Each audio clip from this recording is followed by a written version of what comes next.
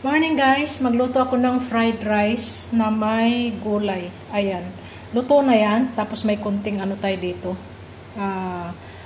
karne. At saka yung ating scrambled egg na luto ko na. At syempre ang ating rice na bahaw. At ating spring onion at saka ang bawang. Igisa na natin siya. Mainit na ang ating kawali.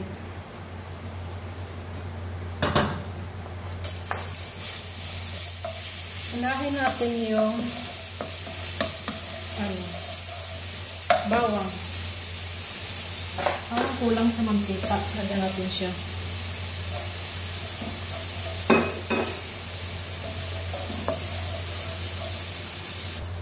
Ilagay natin yung sibuyas. Pero yung dahon mamaya na.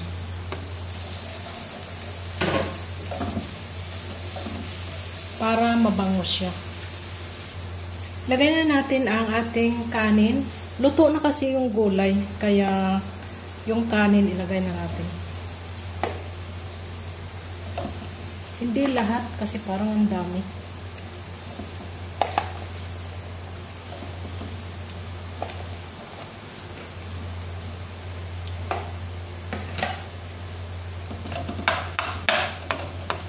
Halo lang ng halo. Lagay natin yung kunting tira ko to kahapon. Halo na natin. Lagyan ko siya ng kunting soy sauce.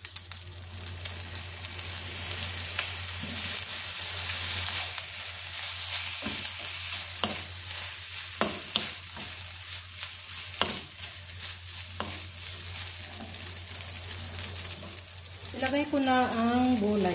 Ang daming gulay.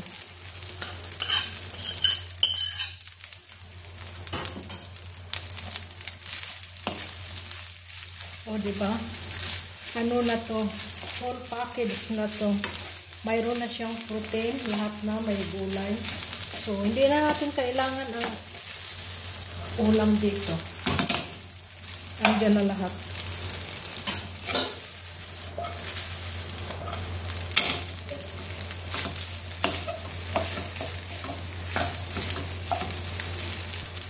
At yan, lagay na natin ang ating scrambled egg.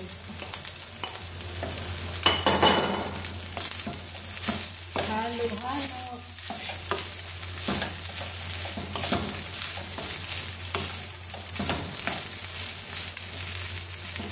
Ayan, dyan na siya. At ilagay natin ang ating spring onion sa ibabaw.